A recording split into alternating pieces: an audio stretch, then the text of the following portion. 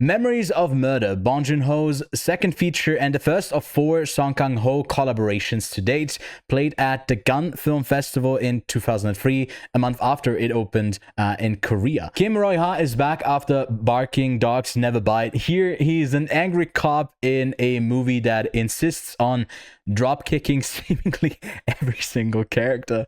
Finally, Kim Sang-kyung stars as a Seoul City cop coming into town to help find a serial killer that kills pretty women in reed fields when it rains. Washed away in the mud, there's barely anything to go off from to catch the killer. The dubious and questionable interrogation tactics that are basically torture make this investigation even messier. And with the press and public breathing down their necks to stop the murders, the case will leave the policeman forever changed. The film is based on real crimes, and Bong avoided going to Haseong for the film.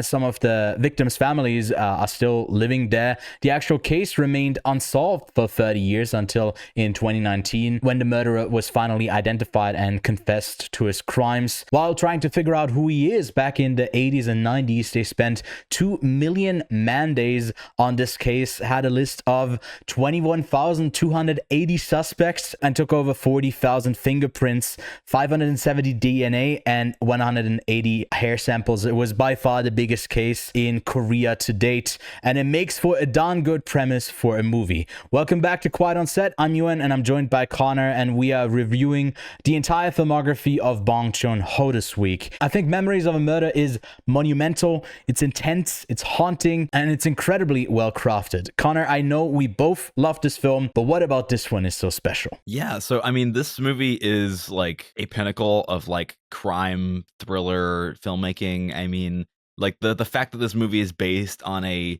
long, grueling, like horrific case and trying to like represent it in some sort of like retelling, it's just like obviously going to result in some sort of like unending mystery. But the way this movie is able to like maneuver around this true story, as well as like try to have a conversation with the fact that the police were never able to find the killer, and sort of explore like their ways of trying to solve this murder mystery. It's so just damning of the police force at the time, and with how like ignorant they were, with how like violent they were. There's just moments of this where it's so just it boggles the mind with the decisions that they made during this time. Like, yeah, like what decisions they made. It's so frustrating to me. I think that's one thing I noticed on this rewatch as well, is that like it's such a frustrating movie, but intentionally, yeah, because of what it's about. I felt that the first time around, and it took a while, I think, until the second half when I realized what it was actually doing. Because for a while I thought, okay, when is Song Kang-ho gonna come into the role of a guy that I'm rooting for? And he never really does that to me. He's a very tragic character, I think, by the end of it, in what he lacks and what ultimately, like, where he arrives. What I really love about this film is that it I don't think like super subtly, but definitely effectively switches like two leads around in the way that they approach things, with like violence first, we need a solution now, as to being a bit more like laid back in a way that like we just need basically a scapegoat. In a way, they don't outwardly say that, but I feel like they're almost fine with it, and you question why they do not give a shit about it sooner. And I think some of the consequences that like physically come back, for example, from the like mentally challenged character that comes back to like the way that he was treated. One of them gets like injured through him, and that felt to me like in a sort of way kind of karma coming back from like kicking one guy, and then one guy like ultimately getting like tetanus and needing to like amputate his leg. There's so much in this film. It's so dense, but every now and then someone just gets drop kicked out of nowhere. So it's pretty like I don't know, it doesn't make the police out to be like buffoons and dumb idiots either. They seem capable in moments, but they lack a certain bit of tech that isn't advanced enough yet, with like DNA testing to the like finale, and again, spoiler warnings, again, big ones for this one. We review these full on spoiler fashion. When the test results come back and they're inconclusive, but they're sure like they got the guy, at least one of them is, the other one isn't, when he's been so sure the whole film. Those moments, I was like, I don't know how you feel when you watch some great cinema like this, but when he says "fuck," I don't know, I like almost cried a tear. I was like, oh my god. Yeah. What about this is like, it's so cinematic. I don't know, it really, really worked for me. It was so good. What I love about the way this movie explores like the police force so much in moments like that, despite how like ignorant and violent they are people that are given, like, they're just regular everyday people that are given this position to like be in charge of like huge investigations like this. And it's so like interesting that Bong Joon Ho, in exploring this real life crime, uses like the same dark comedy he used in his past film in Barking Dogs Never Bite. When he uses that in such a harsh, like grueling, like violent story, like true story, there's just these moments, like you said, where it's just like it feels totally cinematic and like totally like written. But the fact that like this investigation was drawn out so much, and there's so many faults on every single person in this police force, there's just so much opportunity for stuff like that. And it's like it's a horrible case. It's a horrible true story. But I'm glad that he used this story in order to explore the faults of the police force, because I feel like this could very easily be a story where it was like, oh yeah, blaming the killer for being too mysterious, or blaming like everything like that led up to the reveal, like being like that it was like, oh yeah, it was just like a minor mistake or whatever. But no, like sometimes these people in the police force or in the like, you know, FBI whatever organization it is, sometimes they just fuck up. Sometimes they just make a stupid decision that just fucks up the rest of the investigation. And I feel like they do fuck up, but ultimately what they can prove, still what they can like get from eyewitness accounts and stuff like that. You know, I don't know, there's actually, thinking back, there's a number of moments where they could have solved it, but they fucked it up. Like the kid on the train tracks, like that's the biggest one where it's just it's so stupid.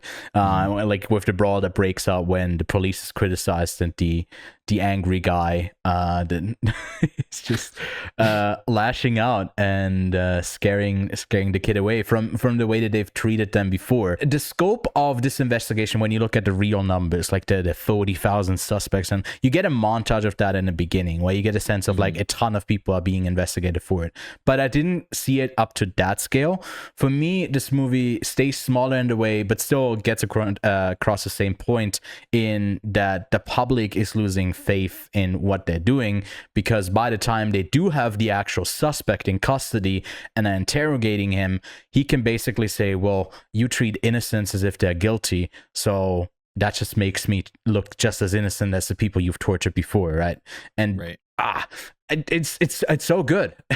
And it doesn't lose itself in like idealizing this killer of like, okay, he's so good at this, he's so like he's keeping his tracks like so well hidden, and he's like it's not that cat and mouse game. It's like I don't have an allegory for it, but like the cat is stuck and never actually gets to chase the mouse because like they keep fighting with each other. Yeah, I mean, like you were saying, that's a good point about it being also about like their relationship with the community, and like the more that they like go about this investigation in a very like volatile, like dangerous way, in terms of like the way they like talk to people, the way they like interrogate people, the way they torture people, to the point where it's like that stuff doesn't just disappear. Like that treatment of the public and of like everyday people that you're investigating doesn't just go away. I mean, a lot of, to be fair, a lot of police forces around the world try to make it disappear, but the way that it like affects the public and their relationship with the public does ultimately impact how this investigation is going to pan out.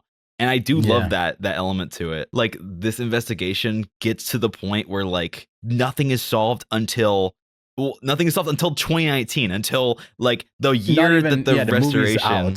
The restoration of this movie, the almost like 10-year or 15-year restoration of this movie is released when this killer is found. Like that's horrible, but it's like, well, he was actually in prison and got like a death sentence that was reduced to a life sentence in 1994 because he ended up killing his sister-in-law, and then another one was wrongly imprisoned for being like a copycat killer. Yeah. And it turned out that later on in 2019, 2020, he reappealed, and after spending 20 years in prison, and it turned out, I don't know if it's like 100% true, or it like at least in court, he was like then released. The statute of limitations, I think that's what it's called, expired like a while back, and it was like shortly after this movie came out, it like put another spotlight onto this, and it was like in 2006 when it was like expiring, and then I think it was extended, and by the time in 2015 it was like not retroactively extended, but it wouldn't like from here on out, so they couldn't really try him for anything that he did, but he already had a life sentence for like another crime that he committed in the mid 90s.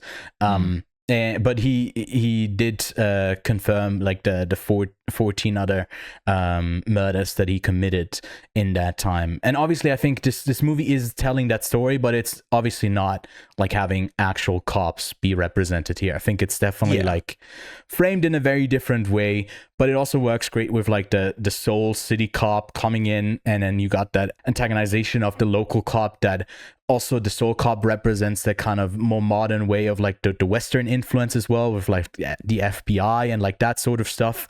And you quickly realize how like layered this issue is, that it's not maybe as black and white as it seems. And like we praised in his first film, I think his characters always have so much to them that they're so intriguing. Even just like the third guy in the police force, or the captain, or the I don't know, the one in charge there. Right. Which he was in Barking Dogs as well. He was in all of his 4 first films, and then I think he passed away. I don't know when he passed away, but that actor has since passed away.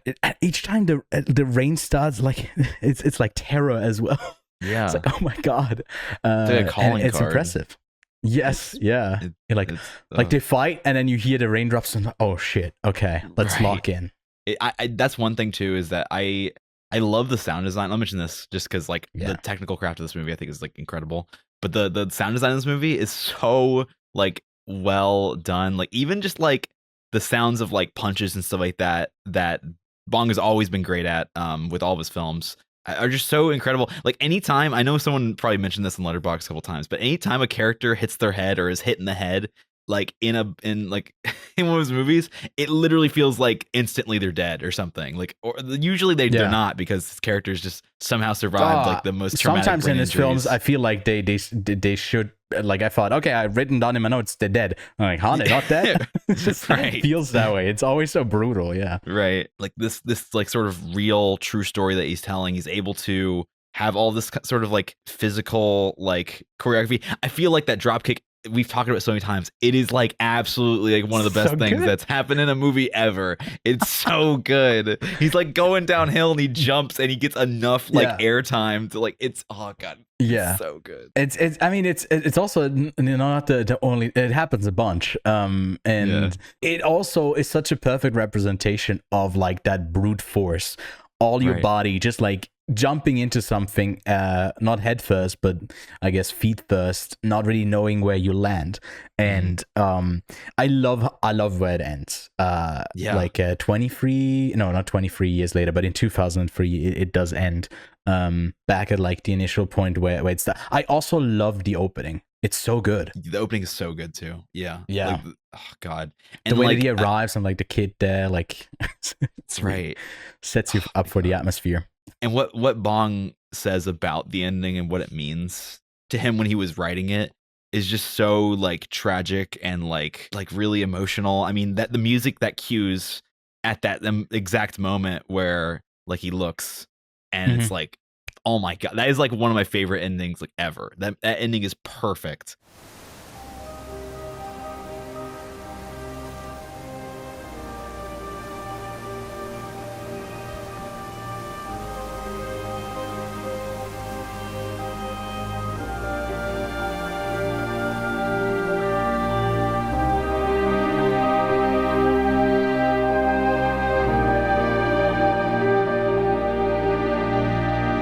I I've seen the movie twice now, and each time it happens, I'm like almost leaning forward in my seat, and each time it does it, I'm like, it like puts me back into my seat, and I need to breathe out. It's intense, and sometimes like that thing of ending a film, especially looking at the camera, you're definitely giving like a final like dot, the ending note to something on there, and you want to say something with it. It's rarely that it's just like, oh yeah, no, you just looked at the camera because you wanted to. They want to say something with it. And I think it worked so well in this film when that rarely is the case, because it often feels like, oh, you wanted to say something? Okay, cool. You filmmaker, you artist. Okay. Sure, lecture me on this. But no, everything kind of adds up to this, that this guy is still out there. We haven't solved this. Isn't this tragic? It's, oh my God, It's horrible. And like, and like the way like Bong was writing about it, like basically being like, maybe this killer watched the movie and was in the theater, and it's like Song Kang-ho looking directly at him. And it's like, damn, bro, that's like, that's so powerful. Oh my God. Because at first I was before I saw that quote as well, when he was talking about it, it was like, oh, he's looking at me as in like a broader implication. We fell short on something here, but then it's like, no, it's actually still out there looking at you. Yeah, no, it's really powerful. God, so good. I could go on and on, but like, well, I think we definitely want to know what other people think of it, and we ending this review, these reviews with the same question for all of them: is this his best film, Connor? For me, no, but I would say that it's like maybe just the peak of his filmmaking and writing powers and his acting powers. Just like every single thing that he's been doing for his entire career just peaks here. For me, I think it's I don't like the word objective. But if I were to like look at his filmography and be like, what's the one I would recommend to someone first? This is the one. For me, it's solidified on my, because I watched it today, and because it was a rewatch, and I watched the other ones that were first time for me first. And it solidified for me, he's so much better even in the I guess when his films are set in Korea or are in Korean, there's something that is not that they're not great, but there's like a downstep for me, at least a slight one, when I like notice how much I love them. For me now, again, by the time we discuss his next film, The Host, it might be different. But for now, yes, it is my favorite. It's a 9.5 out of 10 is what I'm giving it. But there's also Parasite that deserves a rewatch. Maybe that creeps its way up there. It's some great films that we are gonna discuss in this playlist. So go give it a watch. Connor, what would you rate it if you had to? A 10. A 10 out of 10. Let's go. Yeah, no, I couldn't fully commit because I'm giving a bunch of them a 9.5 out of 10. Just spoilers here already, but let us know what you thought of it. Thanks so much for watching. Again, check out the playlist for some other reviews of Bong Joon Ho's filmography, and we'll see you soon. See you guys.